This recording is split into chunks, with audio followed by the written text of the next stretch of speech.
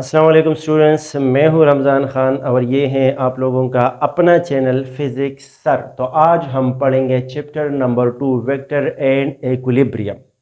Vector and equilibrium chapter number 2 first year का। ठीक है, तो यहाँ पर बच्चे मैंने लिखा है फिजिकल क्वांटिटीज। फिजिकल क्वांटिटीज हम पहले चैप्टर में भी पढ़ते हैं मेजरमेंट्स में, लेकिन यहाँ पर मैं पहले बता देता हूँ फिजिकल क्वांटिटीज कौन से क्वांटिटीज होते हैं जो हम मेजर कर सकते हैं, वो उसको हम फिजिकल क्वांटिटीज कहते हैं। जो मेजर नहीं कर सकते उसको नॉन फिजिकल क्वांटिटीज कहते हैं। यानी इसका मतलब ये है लेंथ है, मास है, टाइम है, इसको हम मेजर कर सकते हैं, इसकी पैमाइश कर सकते हैं, इसको एक खास यूनिट दे सकते हैं, इसको फिजिकल क्वांटिटीज कहते हैं। और जो हम मेजर नहीं कर सकते उसको नॉन फिजिकल क्वांटिटीज कहते हैं।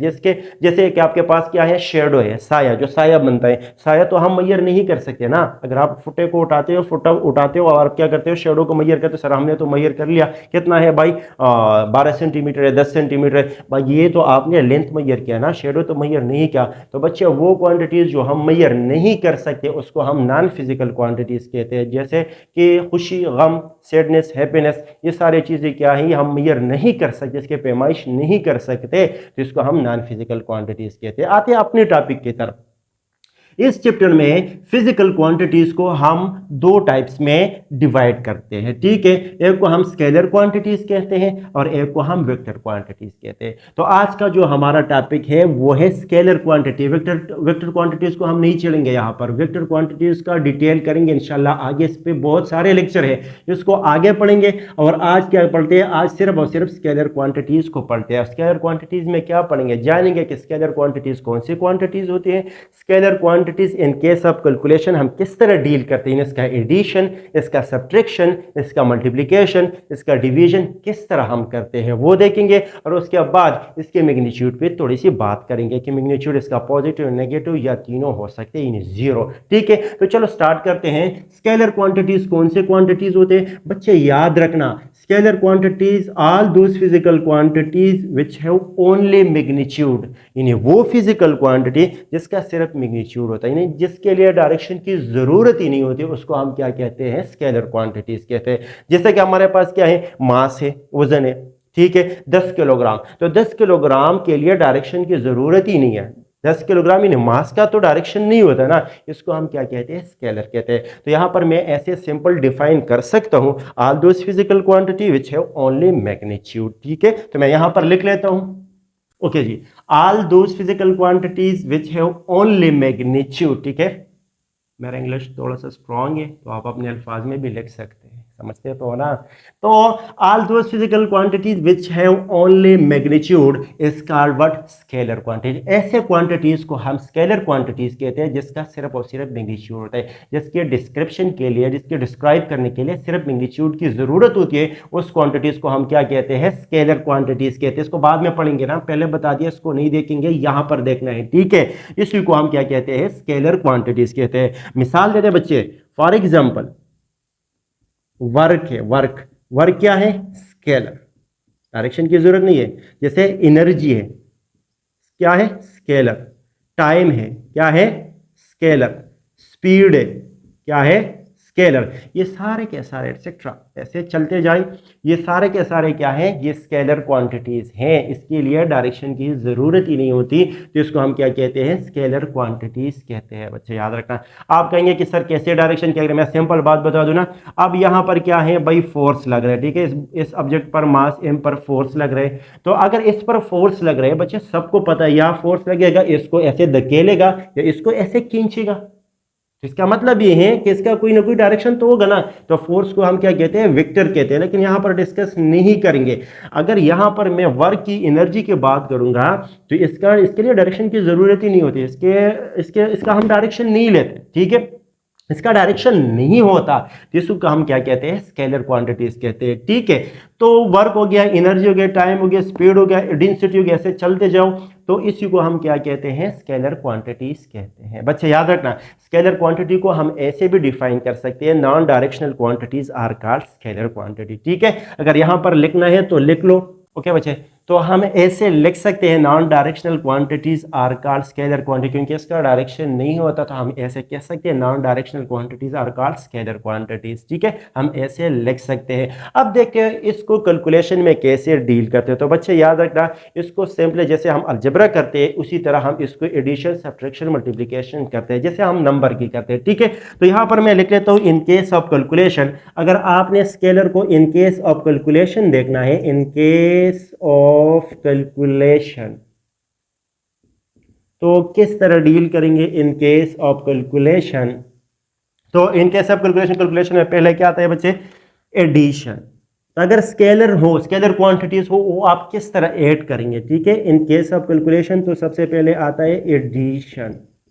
एडिशन के केस में हम किस तरह इसको ऐड करेंगे। तो रिमेंबर दैट बच्चे, अगर यहाँ पर आपके पास है फॉर एग्जांपल स्केलर क्वांटिटी है और स्केलर क्वांटिटी को आप ऐड करेंगे दूसरी स्केलर क्वांटिटी के साथ, तो आपको मिलेगा क्या, स्केलर को स्केलर के साथ ऐड कर लिया ना, तो रिजल्ट पर जो क्वांटिटी मिलेगी वो भी स्केलर क्वांटिटी मिलेगी। ठीक है, फॉर एग्जांपल मैं मिसाल दे देता हूं, अगर आपने 2 किलोग्राम मास को ऐड किया 3 किलोग्राम मास में, तो आपको क्या मिलेगा, 5 किलोग्राम मास ही मिलेगा।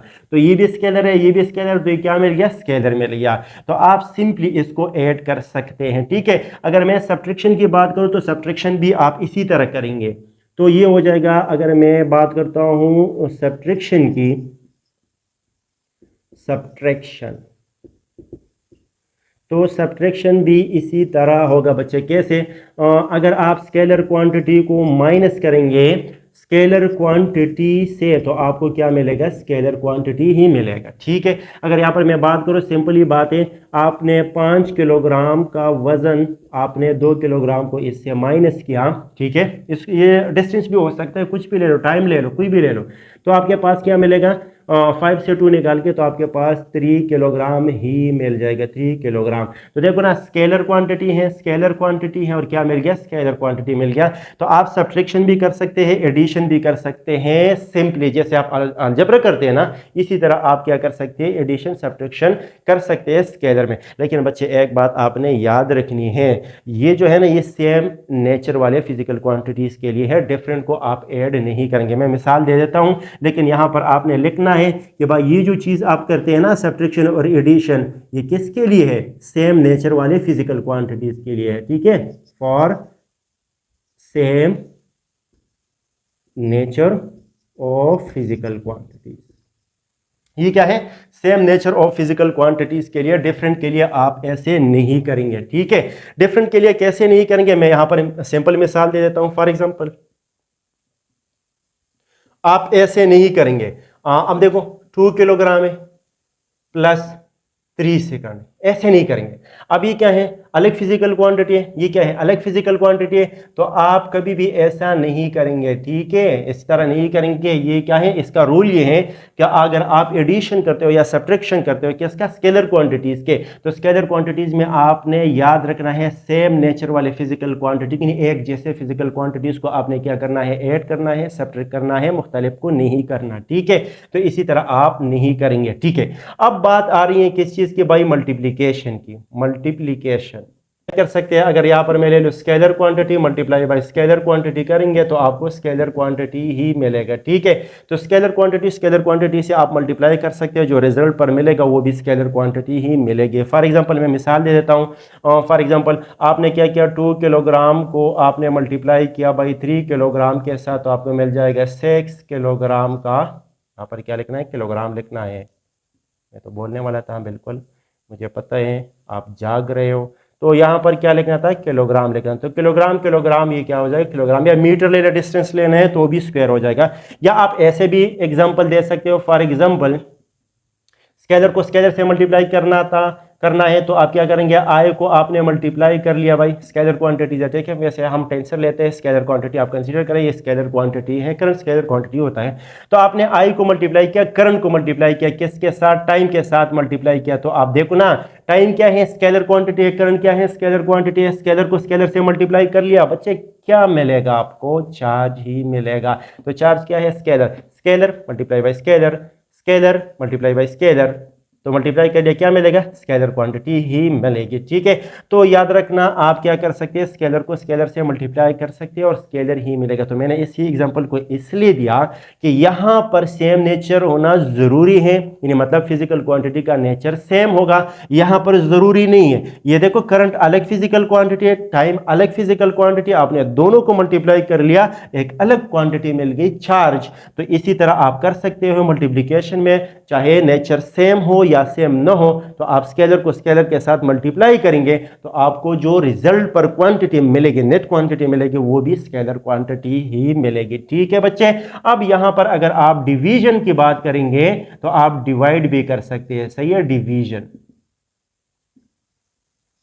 डिवीजन तो आप कैसे कर सकते हैं डिवीजन में, तो अगर आप स्केलर क्वांटिटी को डिवाइड करेंगे किस चीज पर, स्केलर क्वांटिटी पर, तो आपको स्केलर क्वांटिटी ही मिलेगी। ठीक है, तो स्केलर क्वांटिटी पर डिवाइड कर सकते हैं और जो मिलेगा वही स्केलर क्वांटिटी मिलेगी। फॉर एग्जांपल यही मिसाल मैं यहां पर दे देता हूं, अगर आप करेंगे तो इसमें भी डिफरेंट हो सकते हैं, सेम लेने या डिफरेंट लेना, यहां पर मल्टीप्लिकेशन और डिवीजन में सेम लेने या डिफरेंट लेने, दोनों कर सकते हैं, लेकिन सब्ट्रैक्शन और एडिशन में आपने हमेशा सेम लेना है। ठीक है, तो यहां पर आ जाएगा scalar quantity divide by scalar quantity, तो आपको क्या मिलेगा, स्केलर क्वांटिटी ही मिलेगी। ओके, अब यहां पर देखो, आपको पता है जो करंट होता है ना, करंट किसके बराबर होता है, the rate of flow of charge होता है। ठीक है, चार्ज अपॉन टाइम होता है। अब देखो बच्चे, ये क्या है, स्केलर है, ये तो चार्ज है ना, चार्ज क्या होता है, स्केलर क्वांटिटी, और टाइम क्या होता है, स्केलर क्वांटिटी। तो स्केलर को स्केलर पर डिवाइड किया और जो करंट मिलेगा वो भी स्केलर क्वांटिटी है। तो रिमेंबर दैट, आप स्केलर को स्केलर पर डिवाइड कर सकते हैं, चाहे डिफरेंट हो चाहे सेम हो। तो ये हुई बात कैलकुलेशन की। अब आते हैं मैग्नीट्यूड की तरफ, यहां पर मैं कर लेता हूं। ठीक है, तो रिमेंबर दैट बच्चे, जो मैग्नीट्यूड होता है स्केलर क्वांटिटी का, वो पॉजिटिव भी हो सकता है, वो नेगेटिव भी हो सकता है और वो जीरो भी हो सकता है। ठीक है, तो यहां पर मैं लिख लेता हूं, नोट करो कि मैग्नीट्यूड ऑफ स्केलर क्वांटिटी, अब मैंने लिखा the magnitude of scalar quantities either positive, negative और मे बी जीरो। यानी जो मैग्नीट्यूड होता है स्केलर क्वांटिटी का, वो पॉजिटिव भी हो सकता है, नेगेटिव भी हो सकता है, जीरो भी हो सकता है। सबसे पहले मैग्नीट्यूड को जानना है बच्चे, ऐसे बच्चे भी होंगे जिनको कंफ्यूजन है। जो मैग्नीट्यूड होता है ना, मैग्नीट्यूड, ये हम किस चीज को कहते हैं, मैग्नीट्यूड। तो यहां पर मैंने लिखा फॉर एग्जाम्पल 5 किलोग्राम, यहां पर मैंने सारे लिखे ना 5 किलोग्राम। अब देखो बच्चे, ये क्या है, ये नंबर है, और ये क्या है, ये एक प्रॉपर यूनिट है। तो जब आप प्रॉपर यूनिट के साथ नंबर को लिखते हैं ना, तो इस चीज को क्या कहते हैं, मैग्नीट्यूड कहते हैं। ठीक है, तो आप याद रखना, जो स्केलर क्वांटिटी है उसका मैग्नीट्यूड पॉजिटिव, नेगेटिव और जीरो तीनों हो सकते हैं। तो मैंने यहां पर लिखा है फॉर एग्जांपल वर्क है, तो वर्क क्या है, वहां पर मैंने लिखा है स्केलर क्वांटिटी है। तो अगर वर्क स्केलर क्वांटिटी है तो रिमेंबर दैट वर्क आपके पास पॉजिटिव हो सकता है, वर्क आपके पास नेगेटिव भी हो सकता है। आप तो पढ़ते हो ना, negative work done, positive work done, ऐसे कहते हैं ना।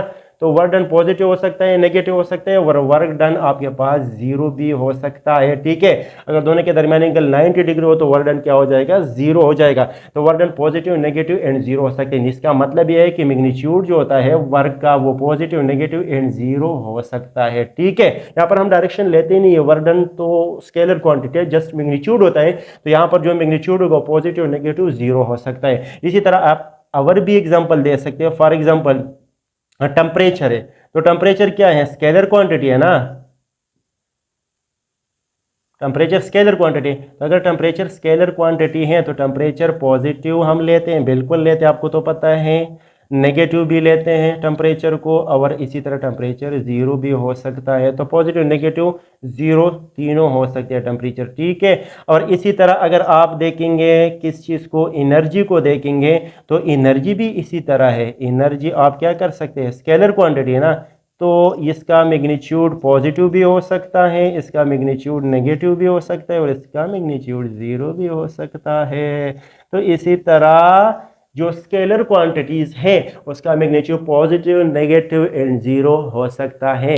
तो बच्चे ये हैं स्केलर क्वांटिटी। ठीक है, एक दफ़ा रिपीट कर लेता हूँ। स्केलर क्वांटिटीज़ कौन से क्वांटिटीज़ होते हैं? वो क्वांटिटीज़ जिसका सिर्फ और सिर्फ मैग्नीट्यूड होता है, डायरेक्शन की ज़रूरत ही नहीं होती, उसको हम स्केलर क्वांटिटीज़ कहते हैं। मैंने यहाँ पर मिसाल दी हुई है, उसमें डेंसिटी आता है, वॉल्यूम आता है, यहाँ पर टाइम आता है, टेम्परेचर आता है, वर्क आता है। ये सारे के सारे क्या है? स्केलर क्वांटिटीज़ के डिस्क्रिप्शन के लिए, डिस्क्राइब करने के लिए डायरेक्शन की ज़रूरत नहीं होती, तो इसको हम क्या कहते हैं? स्केलर क्वांटिटीज़ ही कहते हैं। और यहाँ पर फिर मैंने क्या किया है, इनके सब कैलकुलेशन दे कहीं ना कर, अगर आप स्केलर क्वांटिटीज़ को इनके सब कैलकुलेशन देखेंगे तो आप ऐड भी कर सकते हैं, सब्ट्रैक्ट भी कर सकते हैं, मल्टीप्लाई भी कर सकते हैं, डिवाइड भी कर सकते हैं। लेकिन जो एडिशन और सब्ट्रैक्शन है उसमें आपने वो फिजिकल क्वांटिटीज को ऐड करनी है जिसका नेचर क्या हो? सेम। दोनों का नेचर सेम होना लाजमी है। ठीक है, एडिशन और सब्ट्रैक्शन में। और जो मल्टीप्लिकेशन आता है और डिवीजन आता है उसी में चाहे नेचर सेम हो या डिफरेंट हो